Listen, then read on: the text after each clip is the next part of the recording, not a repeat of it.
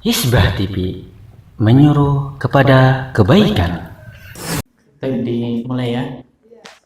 Bismillahirrahmanirrahim. Assalamualaikum warahmatullahi wabarakatuh. Innal hamdalillah nahmaduhu ta'ala wa nasta'inuhu wa nastaghfiruh wa na'udzu billahi min shururi anfusina wa sayyiati a'malina. May yahdihillahu fala mudilla lahu wa may yudlil fala hadiya lahu. Wa asyhadu an la ilaha illallah wahdahu la syarika lah wa asyhadu anna Muhammadan abduhu wa rasuluh. Amma ba'd. Jamaah yang dirahmati oleh Allah Subhanahu wa taala, alhamdulillah pada sore hari ini kembali Allah berikan kesempatan bagi kita dan kemudahan untuk melanjutkan mengkaji Kitabul Jami' dari kitab Bulughul Maram min Adillatil Ahkam, dan pembahasan kita memasuki bab yang baru, yaitu bab at-tarhib min masawi'il akhlaq, bab yang menjelaskan hendaknya seseorang dia menjauhi akhlak-akhlak yang buruk. Jadi dia menjauhi akhlak-akhlak yang buruk, takut kepada akhlak-akhlak yang buruk. Disebutkan oleh Syekh Abdullah Al-Fauzan hafizahullah ta'ala dalam Minhajul Alam, beliau katakan wal masawi, yang dimaksud dengan al-masawi bifathil mim, dengan memfathahkan mim, merupakan jamak dari masaah bimakna sayyi'ah, yang maknanya sesuatu yang buruk. Wahiyal qabih minal qawli wal fi'li, yaitu sesuatu yang buruk baik itu berupa ucapan atau perbuatan. Wal muradu bimasawi'il akhlaq, maka yang dimaksud dengan masawi'il akhlaq adalah al-akhlaqud damimah, akhlak yang tercela, akhlak yang tercela, minal aqwali wal af'al, berupa ucapan dan perbuatan, allati nahasyari'u anha, yang dilarang oleh pembuat syariat, yaitu Allah dan Rasulnya. Wa haddaru minha, dan diperingatkan oleh pembuat syariat. Maka yang dimaksud dengan masawi'ul akhlak adalah al-akhlak ad-damimah, akhlak-akhlak yang tercela. Ini bisa jadi al-aqwal, ucapan, al-af'al, perbuatan, dan semuanya itu naha asyari'u anha, dilarang oleh pembuat syariat, wa haddaru minha, dan diperingatkan. Apa contohnya? Minha, contohnya adalah kal hasad, yaitu hasad, wadul, yaitu kedoliman, warriya, wa ikhlaful wa'di, ingkar janji, wal khiyanah, yaitu khianat, wal ghadab, wa ghairi dzalik, suka marah dan yang selainnya. Wa qad ja'at syari'atul islamiyyatu bil hathi ala makarimil akhlaq. Adapun syariat Islam itu datang yaitu menganjurkan seorang muslim dia memiliki akhlak yang mulia, wa tahdhiri min masawi'il akhlaq, dan memperingatkan dari akhlak-akhlak yang tercela. Maka penulis Al-Hafidz Ibnu Hajar rahimahullahu taala itu waqad aradal mu'allifu bihadzal bab, penulis menghendaki di dalam bab ini an yudzakkira jumlatan minal ahadithi fi masawi'il akhlaq. Beliau akan menyebutkan sejumlah hadis yang menjelaskan akhlak-akhlak tercela.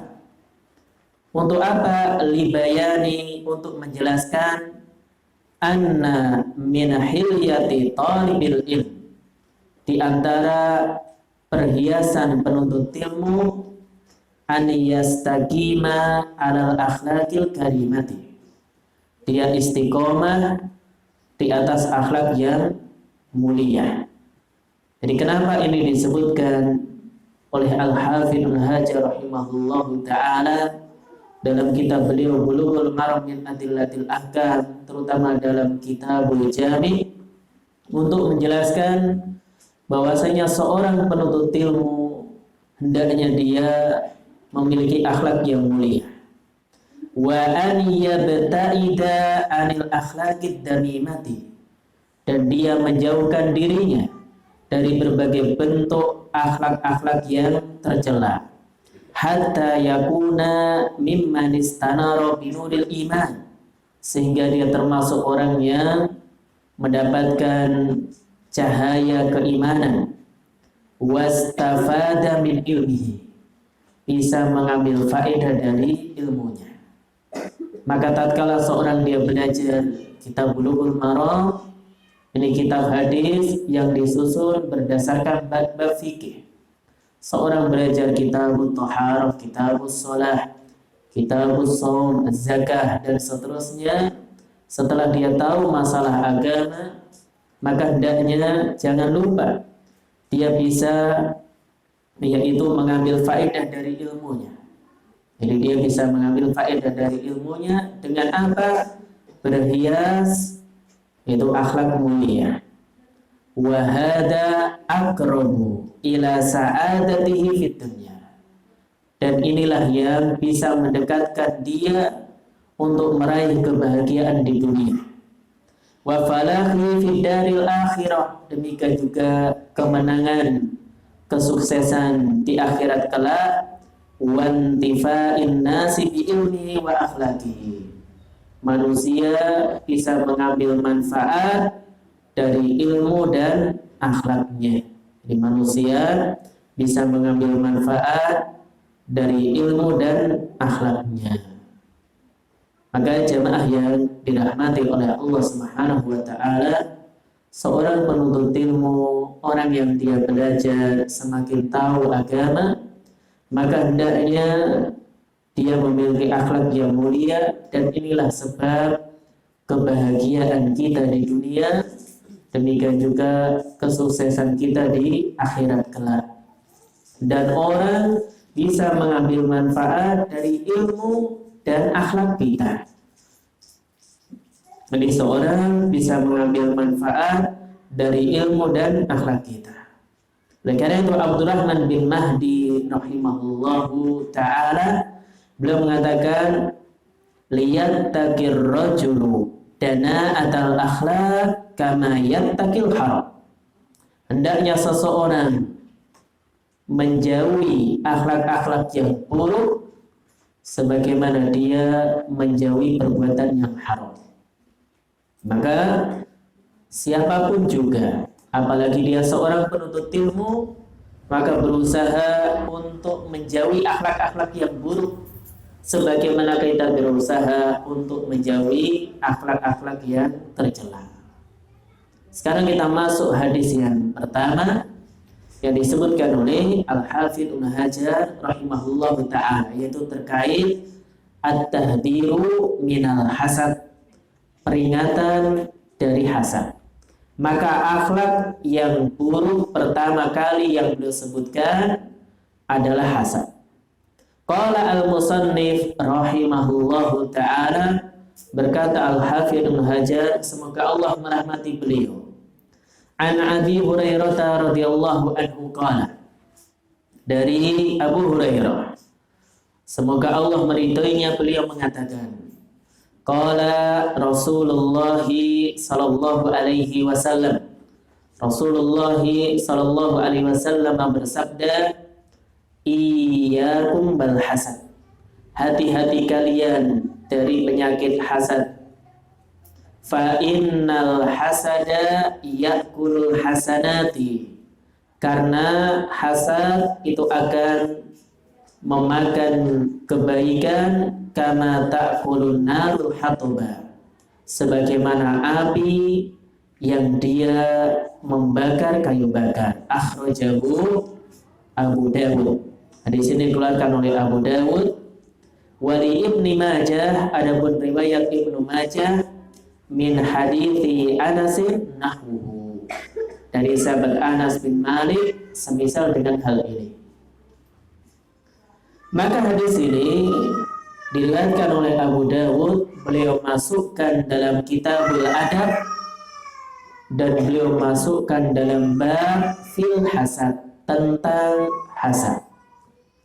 Jadi meskipun sanad hadis ini dhaif, ya, sanad hadis ini itu dhaif, bahkan para ulama mengatakan ini dhaif sekali, akan tetapi bisa jadi ini memiliki makna yang benar yang menunjukkan akan bahayanya penyakit hasad.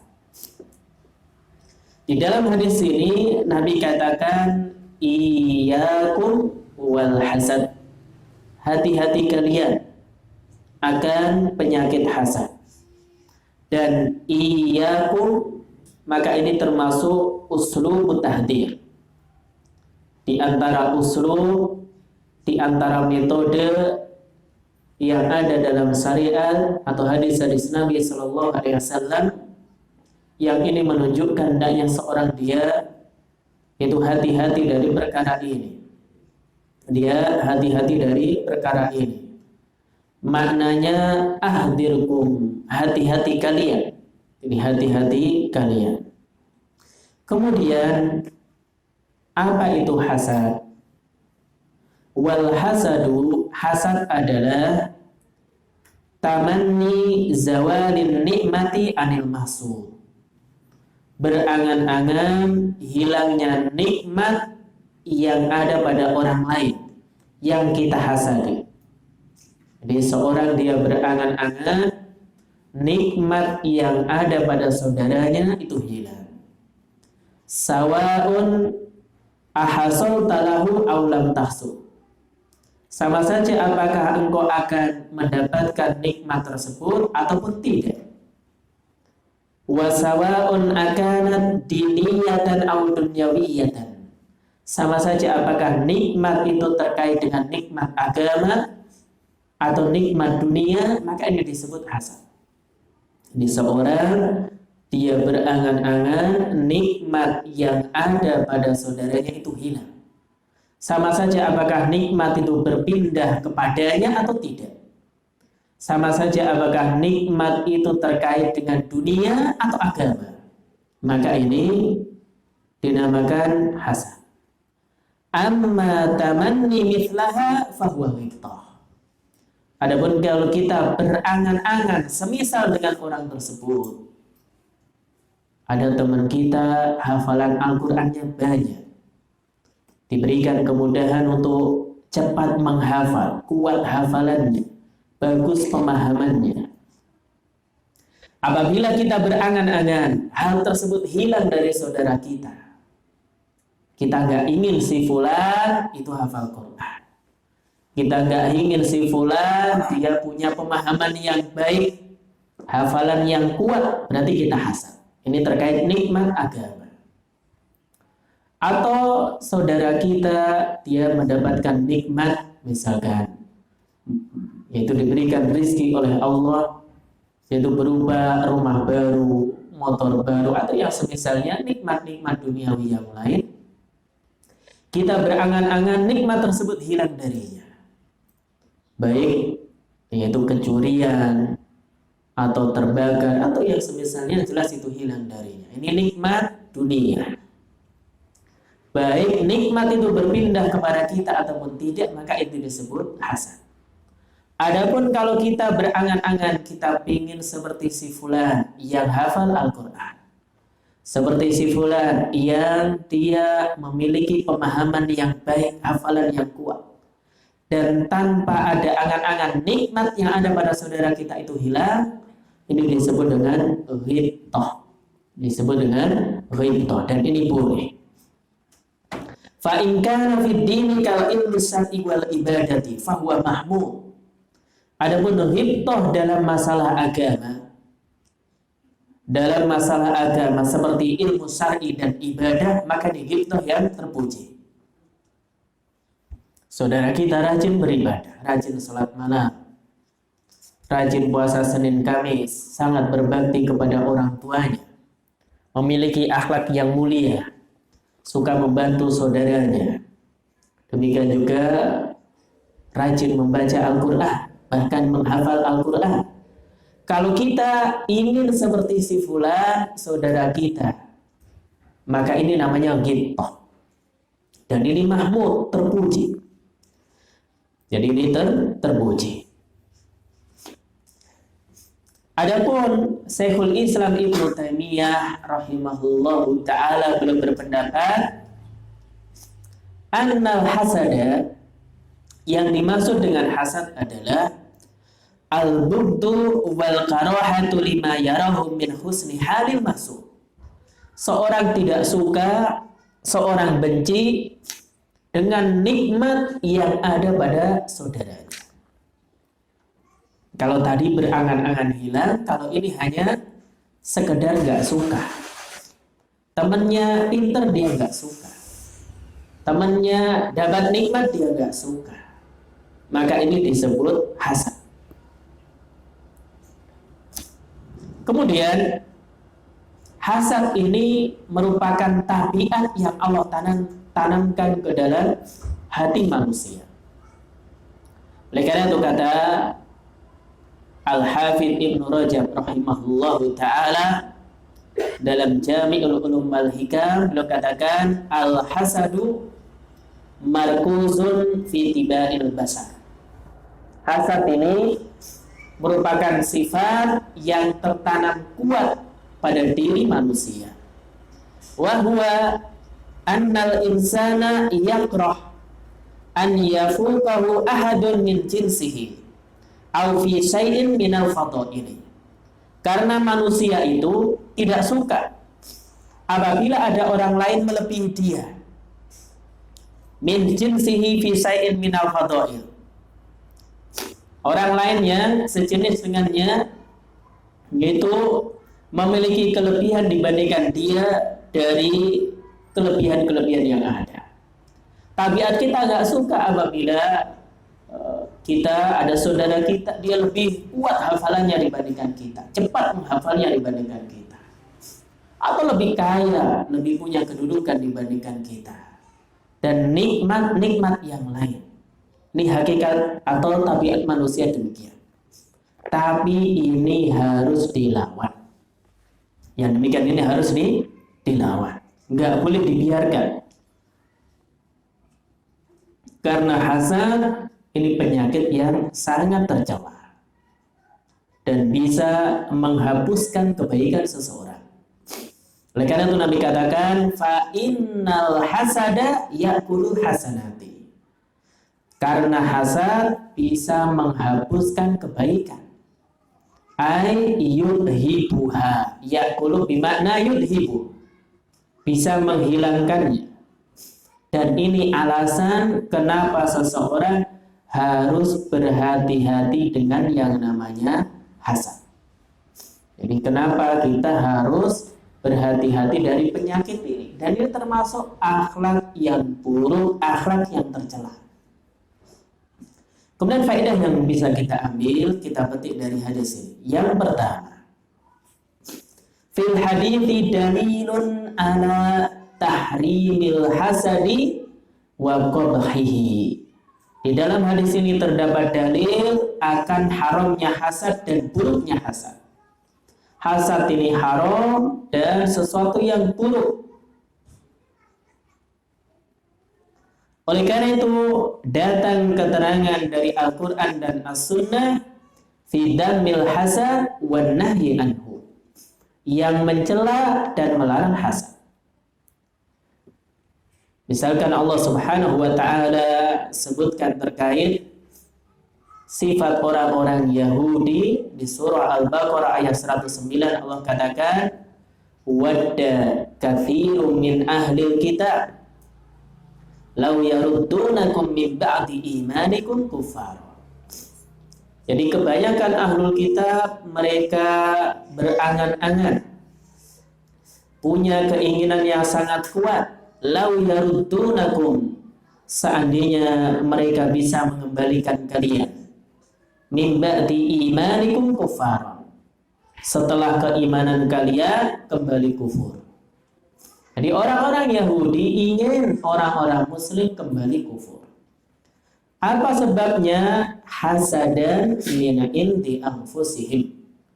Disebabkan karena hasad yang ada pada jiwa mereka. Disebabkan karena hasad yang ada pada hati mereka. Maka apabila seorang muslim dia hasad kepada saudaranya, dia ingin nikmat yang ada pada saudaranya itu hilang, atau tidak suka apabila saudaranya mendapatkan nikmat, berarti ada salah satu karakter orang Yahudi pada dirinya. Kalau kita hasad kepada saudara kita, ini maka ada salah satu karakter atau sifat orang Yahudi pada diri kita. Dan orang-orang Yahudi itu hasad kepada Nabi Sallallahu Alaihi Wasallam. Maka Allah katakan di surah An-Nisa ayat 54, am yasudunan nas ala ma atahumullah min fadli.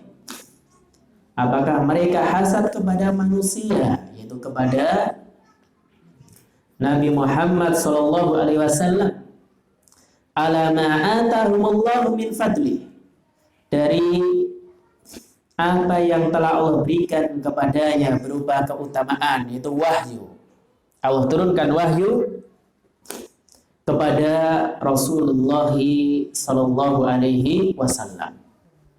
Maka orang-orang Yahudi dia hasad kepada Nabi sallallahu alaihi wasallam. Kenapa Nabi yang terakhir bukan dari kalangan Bani Israel, akan tapi dari keturunan Nabi Ismail alaihissalam. Kemudian wa min ahammi asbabil hasad, di antara sebab hasad yang paling penting al-adawah wal baghdha, karena adanya permusuhan dan kebencian. Jadi kalau orang itu benci sama orang lain, tidak suka sama orang lain, bahkan memusuhinya, maka dia akan hasad kepada orang tersebut. Kalau orang yang dia benci, orang yang tidak dia sukai, orang yang dia musuhi dapat nikmat, maka dia tidak suka, minimal gak suka. Seandainya tidak berangan-angan nikmat tersebut hilang, maka dia tidak suka. Dan ini termasuk hasad menurut definisi Syekhul Islam Ibnu Taimiyah.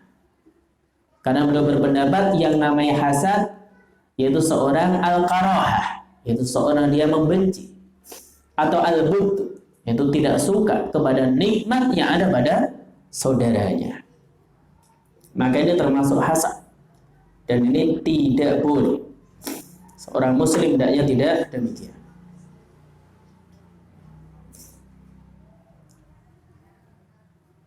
Kemudian Muawiyah radhiyallahu taala anhu beliau mengatakan, kullun nasi aqdiru ala ridho.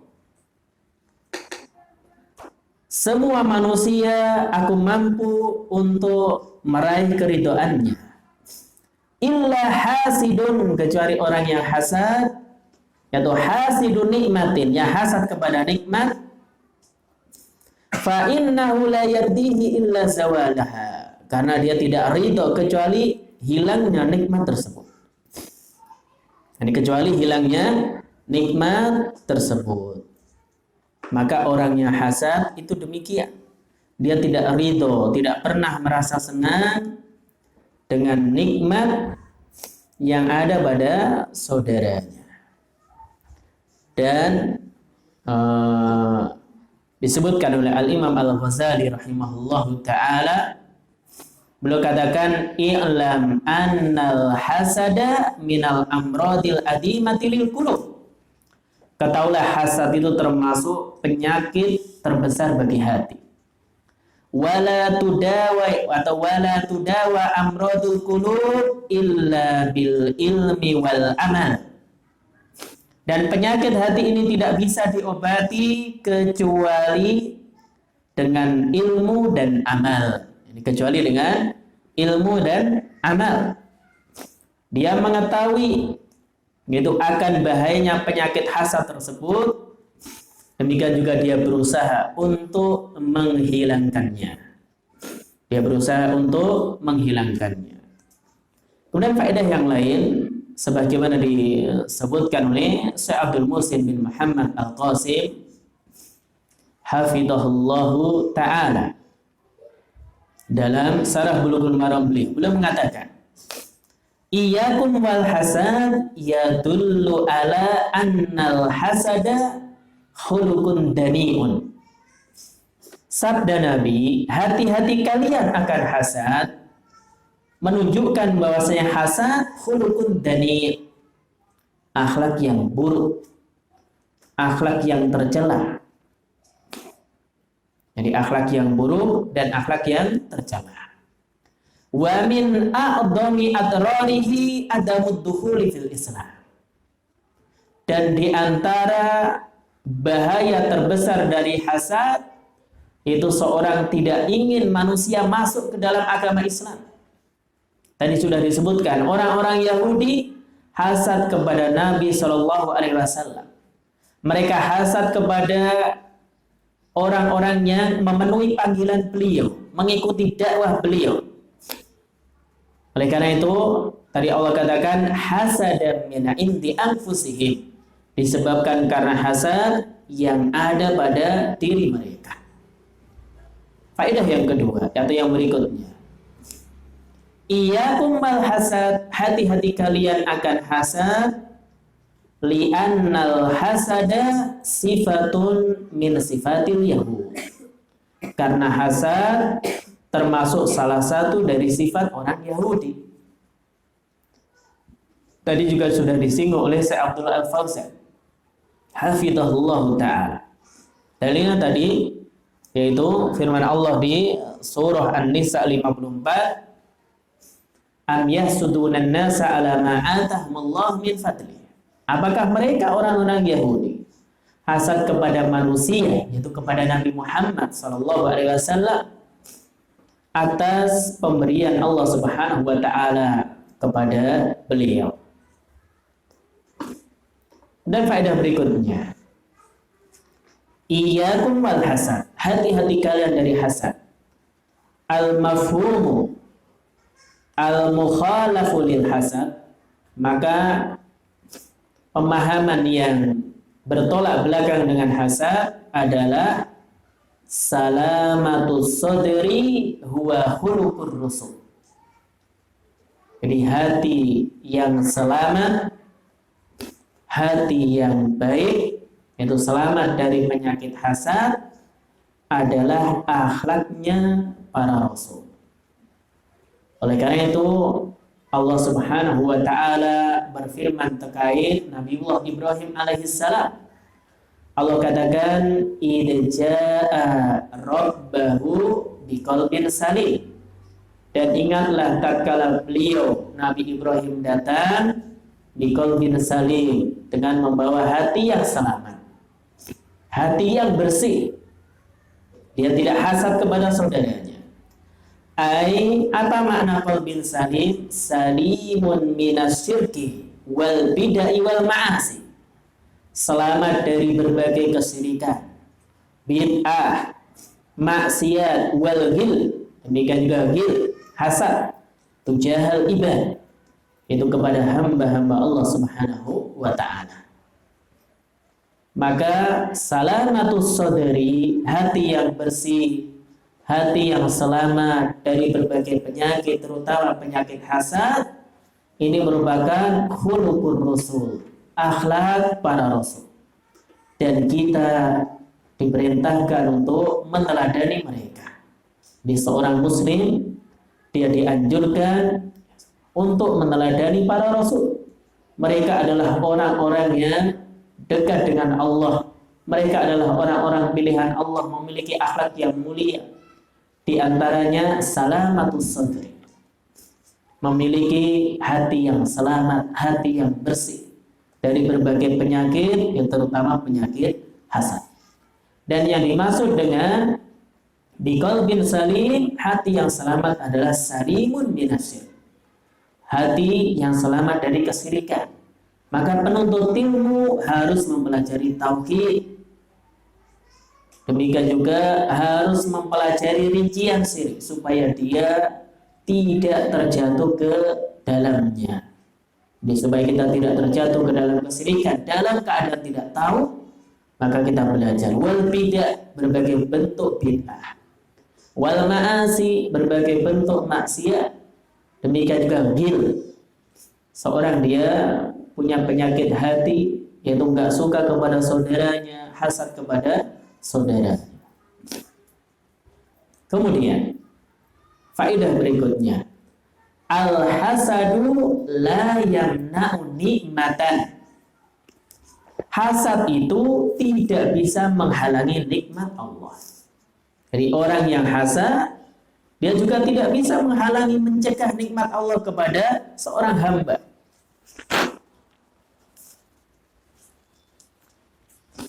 Oleh karena itu, Nabi SAW setelah selesai sholat, di antara dzikir yang beliau baca, Allahumma la mani alima a'taita. Ya Allah, tidak ada yang bisa mencegah apa yang Engkau beri. Tidak ada yang bisa menghalangi apa yang Engkau beri. Maka siapapun juga yang dia hasad, tidak bisa menghalangi nikmat yang Allah berikan kepada hambanya. Maka buat apa seorang dia hasad? Buat apa dia hasad? Kemudian faedah berikutnya, min asbabi jalbin ni'amil mahsud.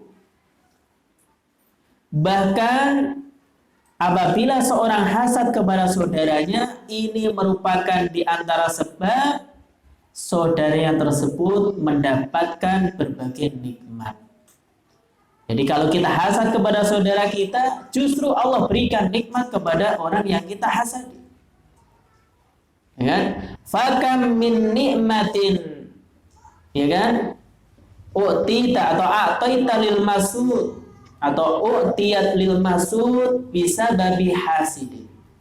Betapa banyak nikmat yang Allah berikan kepada orang yang dihasadi oleh orang lain disebabkan karena itu hasad tadi. Jadi betapa banyak nikmat yang Allah berikan kepada seseorang karena dia dihasadi oleh saudaranya. Oleh karena itu, jamaah yang dirahmati oleh Allah Subhanahu wa taala, hasad adalah penyakit hati yang sangat berbahaya. Maka hendaknya kita berusaha untuk menghindarinya.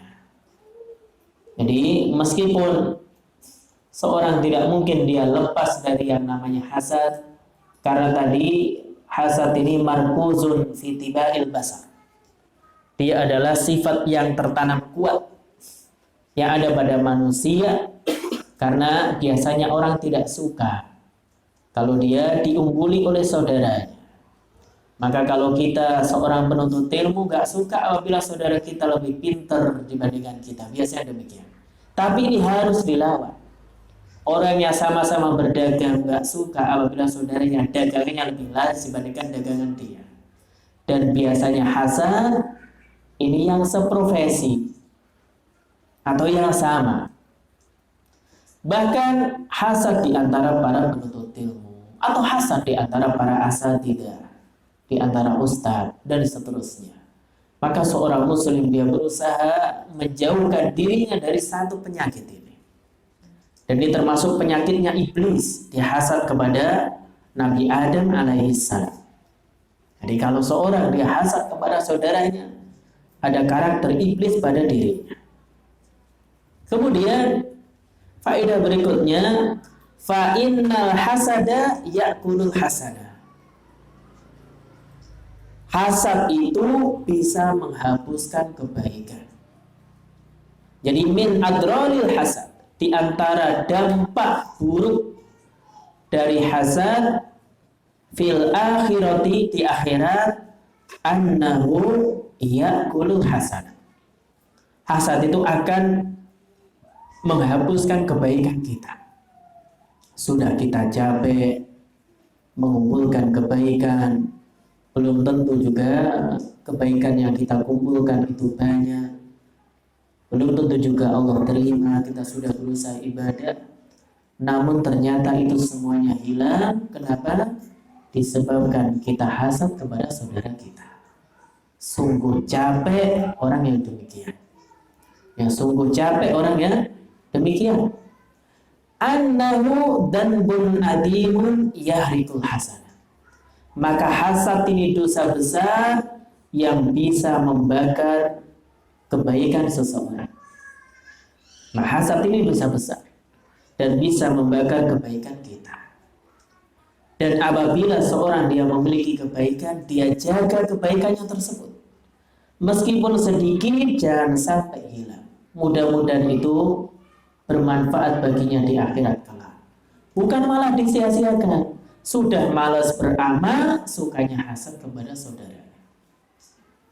Sudah tidak pernah mengumpulkan kebaikan, ya, justru apa dia malah mendatangkan api untuk memakan atau menghancurkan kebaikan dia yang sedikit. Seandainya kebaikan yang kita miliki itu banyak, kita akan menjadi orang yang merugi. Seandainya kita punya amal soleh yang banyak, apabila kita hasad kepada saudara kita, maka kita menjadi orang yang merugi. Apalagi kebaikan kita sedikit. Kama ta'kulun narul hatoba, sebagaimana api yang memakan kayu bakar. Maka ia dulu ala sir'ati ihraqil hasadi lil hasad. Hadis ini menunjukkan begitu cepatnya hasad menghapuskan kebaikan. Kalau ada api, ya, ada kayu bakar kena api, maka cepat sekali terbakarnya. Beda kalau kayu itu bukan kayu bakar, kayunya masih basah, dibakar juga lama, ya. Nah, tapi Nabi gunakan perumpamaan kama ta'kulun naru hatoba. Sebagaimana api yang dia yaitu membakar kayu bakar. Namanya kayu bakar, dia siap kena api sedikit saja sudah terbakar. Nah, ini menunjukkan apa? Sir'ati ihraqil hasad lil hasanah. Begitu cepatnya hasad itu menghapuskan kebaikan. Jadi begitu cepatnya hasad itu menghapuskan kebaikan seseorang. Sudah kita kumpulkan kebaikan kita sedikit demi sedikit, tapi cepat sekali hilang. Maka sungguh merugi orang yang demikian. Jadi waliyadzubillah, kita minta perlindungan kepada Allah Subhanahu wa taala dari satu penyakit ini. Jangan sampai di dalam hati kita muncul yang namanya hasad. Dan ini membuat kita lelah, membuat kita capek. Semakin kita melihat saudara kita yang kita hasad dapat nikmat, tambah capek, tambah marah. Bisa jadi malah tensi darahnya naik, ya, kena stroke orang yang demikian, ya. Atau dia tambah gampang marah dan seterusnya. Ini di dunia, belum di akhirat. Di akhirat kebaikannya yang dia kumpulkan akan hilang.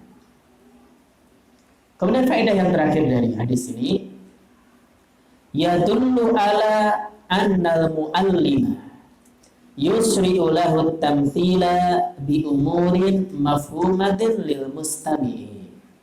Hadis ini menunjukkan seorang guru, seorang ustaz mengajar, hendaknya dia membuat satu analogi, satu permisalan bi umurin mafhumah, dengan sesuatu yang bisa difahami lil mustami' bagi pendengar.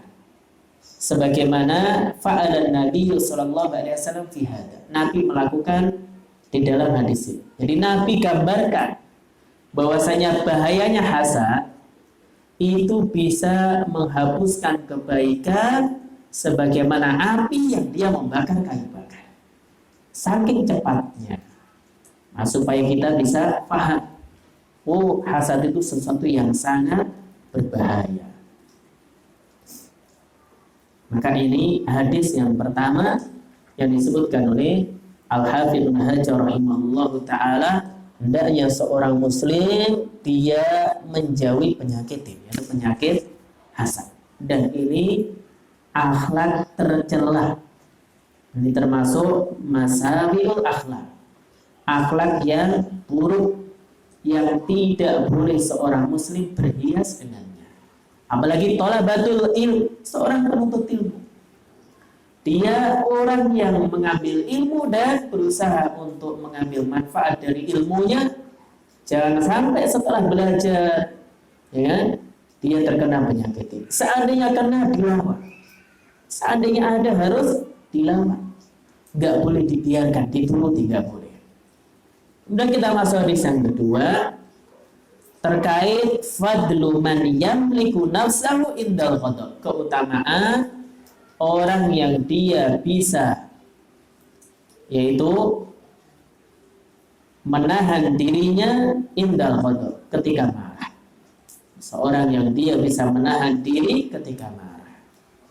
Qala al-musannif rahimahullahu ta'ala, berkata Al-Hafidz Ibnu Hajar, semoga Allah merahmati beliau, wa anhu ay an Abi Hurairah, dan dari Abu Hurairah, qala, beliau mengatakan, qala Rasulullah sallallahu alaihi wasallam, Rasulullah sallallahu alaihi wasallam bersabda, laisa syadidu bisur'ah, innamas syadidul ladzi yamliku nafsahu indal ghadab, muttafaqun alaih.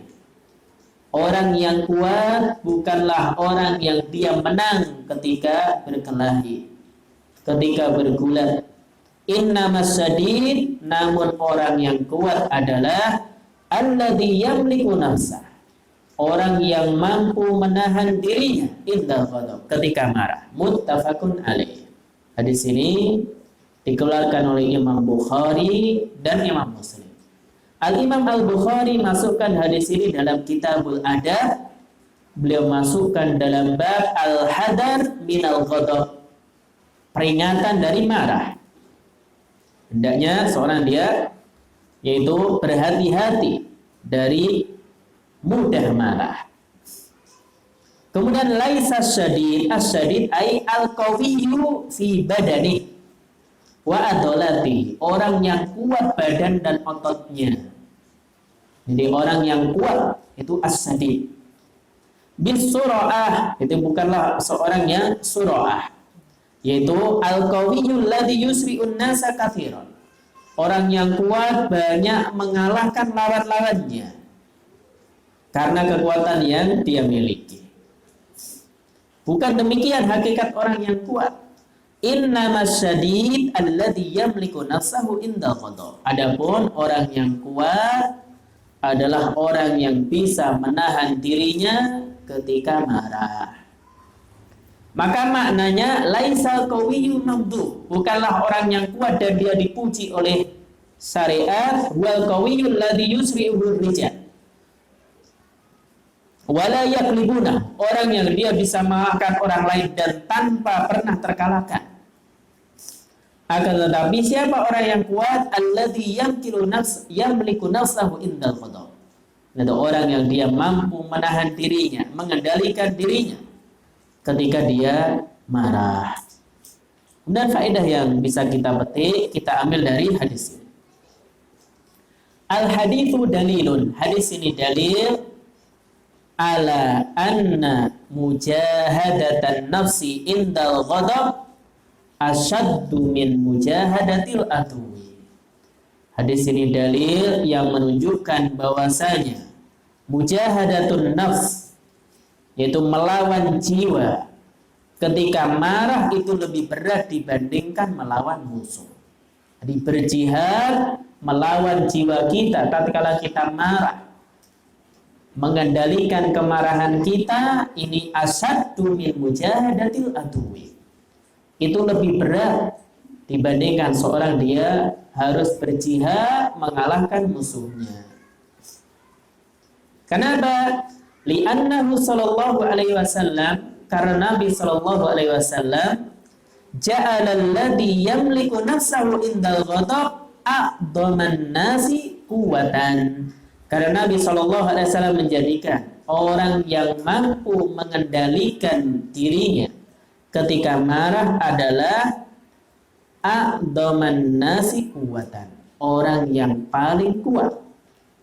Jadi orang yang paling kuat. Dan ini termasuk di antara sifat penghuni surga. Maka Allah katakan, wal kadhiminal ghaidh. Di antara sifat penghuni surga orang-orang yang mampu menahan amarahnya, yaitu orang-orang yang dia mampu menahan amarahnya. Dan faedah yang lain yang disebutkan oleh Syekh Abdul Muhsin bin Muhammad Al-Qasim hafidhahullahu ta'ala. Beliau katakan, laisa syadidu bis-sur'ah. Orang yang kuat bukanlah orang yang dia mampu mengalahkan orang lain, menang ketika kelahi dengan orang lain. Yadullu ala annal ibrata laisat bil ajsam. Hadis ini menunjukkan yang jadi parameter bukan kuatnya jasad. Ala kulli hali wa quwwatihi, bukan karena keadaan dan kekuatannya.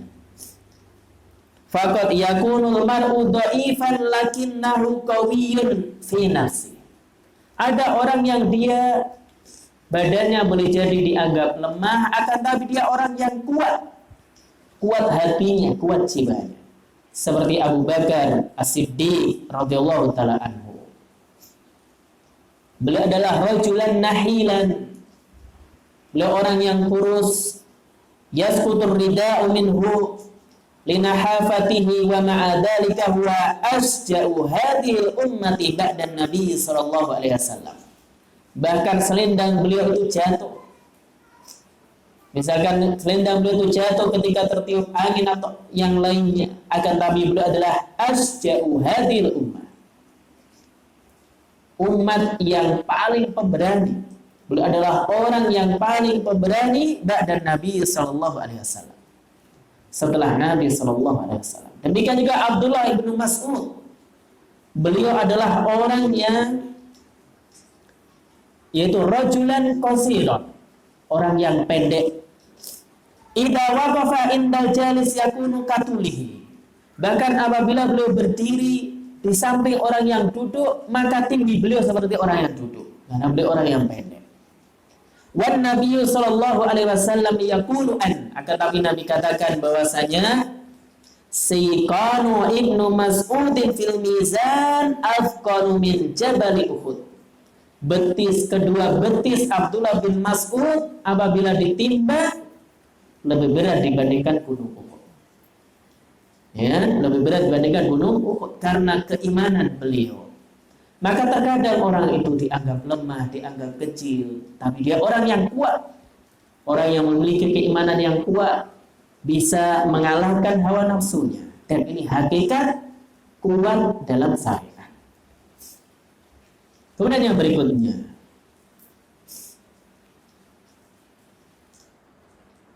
annal ibrata laysat fil ajsami fid din faqat wa innamal ibratu aidan ma'aha bisolahil qalbi wa quwwatihi.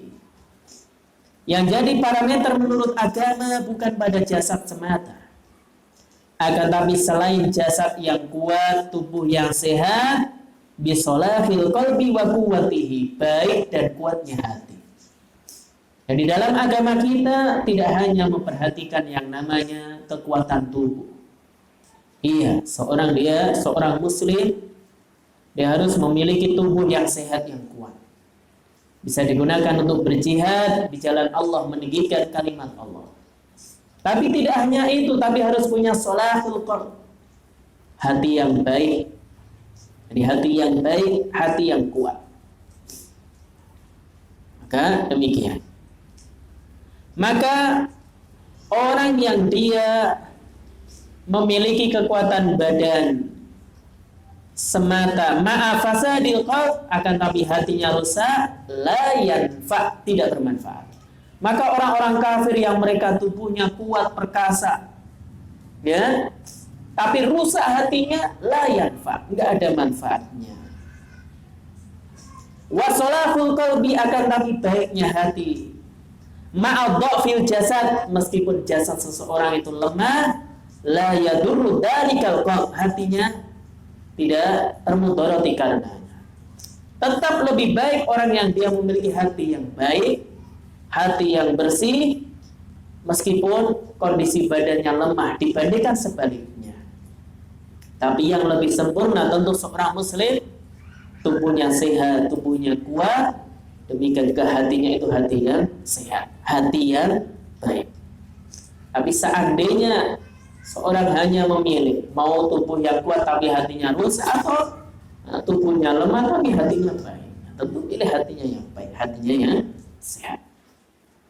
Maka boleh jadi orang itu sakit, tapi karena kekuatan keimanan yang ada pada dirinya, seolah-olah nggak pernah kelihatan mengeluh.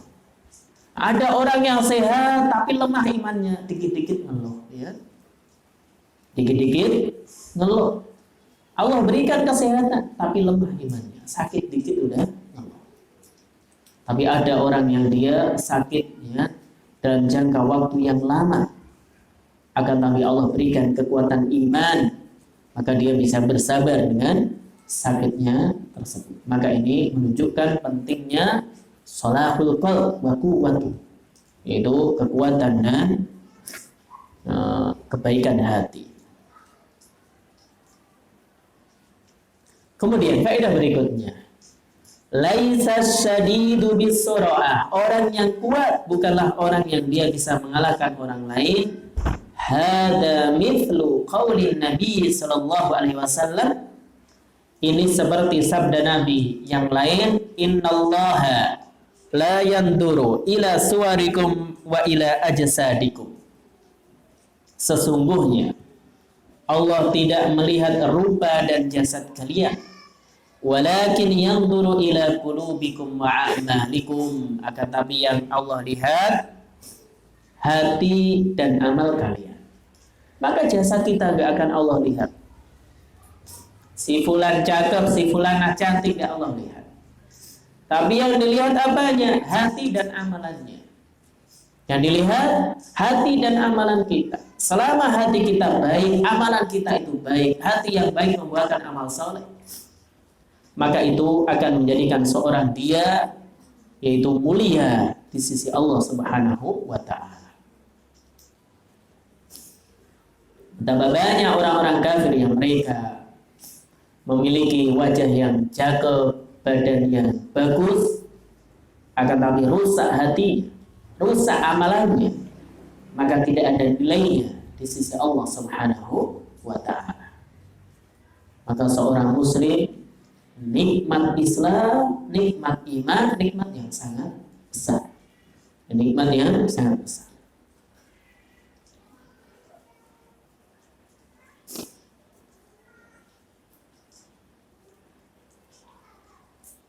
Kemudian faedah berikutnya, innamas syadidul ladzi yamliku nafsahu indal qadar. Orang yang kuat adalah orang yang dia bisa menahan dirinya ketika marah. Dan disebutkan, dikabarkan dalam hadis-hadis yang lain, fi alajil ghadab, cara mengobati marah. Di antaranya apa? Al-isti'adatu billahi minasyaitonir rajim. Seorang minta perlindungan kepada Allah dari godaan syaitan. Oleh karena itu Nabi katakan, inni la a'lamu kalimatan law qalaha ladaba anhu ma yajidu. Sungguh aku ini punya satu kalimat, seandainya dia ucapkan maka marah dia akan hilang. Yaitu apa? A'udzu billahi minasyaitonir rajim. Aku berlindung kepada Allah dari godaan syaitan yang terkutuk. Demikian juga dia. Orang yang marah jangan ngomong, dia. Kalau dia bicara keliru, ya saya demikian. Dan dia akan menyesali ucapannya tatkala kemarahannya sudah reda. Kenapa saya tadi mengucapkan demikian? Demikian juga hendaknya dia berwudu. Karena marah itu dari syaitan, dan syaitan terbuat dari api. Tentu api itu akan kalah dengan air, maka dia berwudu. Kemudian kalau dia berdiri, maka dia duduk. Kalau belum reda juga, maka dia berbaring. Maka ini diantara yaitu cara supaya seorang dia terobati marahnya, yaitu marahnya itu jadi reda. Maka itu beberapa faedah dari hadis tadi. Kita masuk satu hadis lagi, yaitu hadis yang berarti marah itu termasuk sifat yang tercela.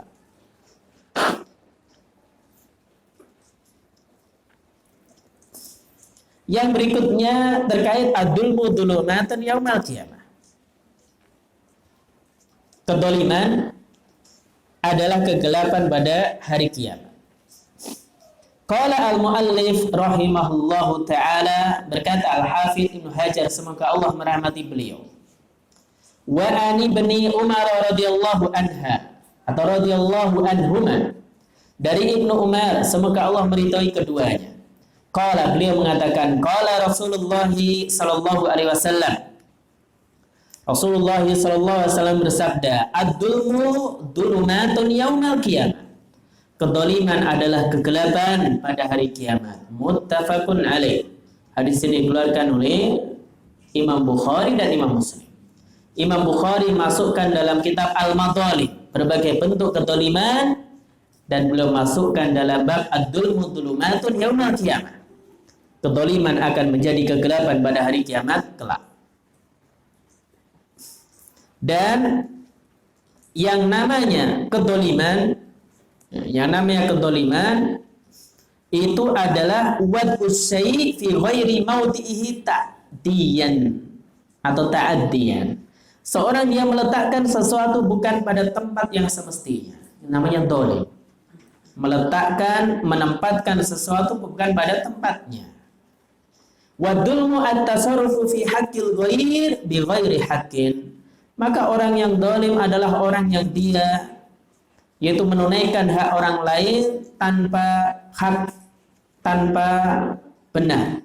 Al-mujawaza bi haddi syar', atau melampaui batas, melewati aturan-aturan syariat. Wa huwa bihadza yashmalu jami'al ma'asi. Maka dengan definisi ini mencakup seluruh maksiat. Wa ya'umu anwa'ar rada'il, dan mencakup berbagai jenis perbuatan yang buruk. Wa sahibu imma dhalimun li nafsi. Jadi boleh jadi dia mendolimi dirinya, au dhalimun li ghairi, mendolimi orang lain, maka masuk dalam hal ini. Fadulmun nafsi wa at-taksir fi ta'atillahi ta'ala. Dan kedoliman kepada diri sendiri ini seorang dia taksir, teledor, yaitu kurang dalam ketaatan kepada Allah Subhanahu wa ta'ala. Wa a'damuhu wa asadduhu